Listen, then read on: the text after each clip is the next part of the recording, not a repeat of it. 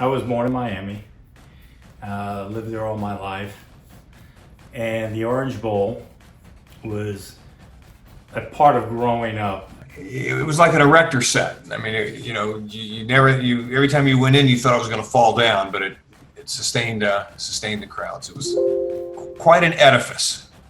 For 7 decades, going to games at the Orange Bowl Stadium was a shared experience for those growing up in Miami and the state of Florida. When it opened its doors as Burdine Stadium in 1937, it immediately became the home of the Miami Hurricanes and one of college football's newest attractions, the Orange Bowl game. The name of the game soon became the name of its home. Playing host to 2 of Miami's heirlooms, it would allow for generations of memories to be made.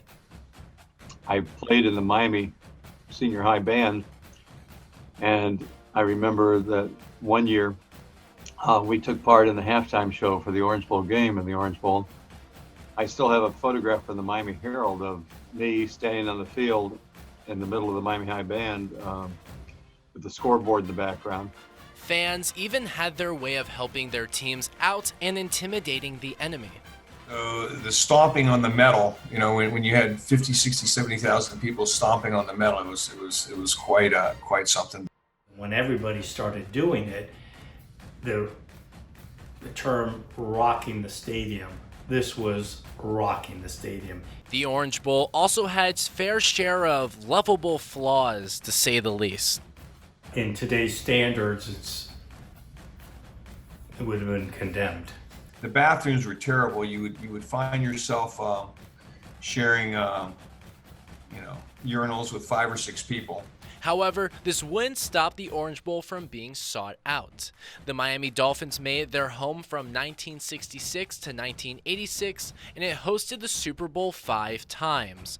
One of those was Super Bowl III, which featured one of the biggest upsets in football history. And he may go! He's in there! Snell scores!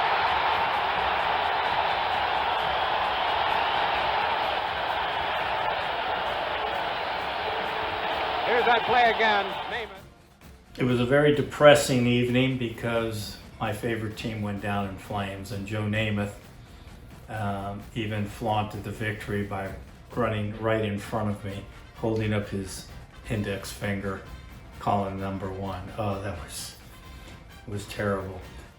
The Orange Bowl would even transcend sports and into the music world. We would go down to Miami and, of course, always try to catch a concert there. I saw Elton John there. I saw Billy Joel there. I saw Chicago and the Beach Boys. Those are the 4 that most come to mind.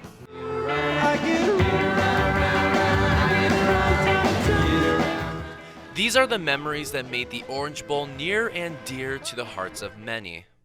It also led to many broken hearts when it was time to say goodbye. All efforts to save the stadium failed. And so literally overnight, literally before the historic preservationists and the Miami community could get up in arms about it, the wrecking ball was out there the next morning. And before anyone actually knew, the stadium was coming down. So there was very little way to save it, very little battle over it. And there was a lot of broken hearts and a lot of people that, felt like they had been robbed of the chance to speak up about it, but it was gone.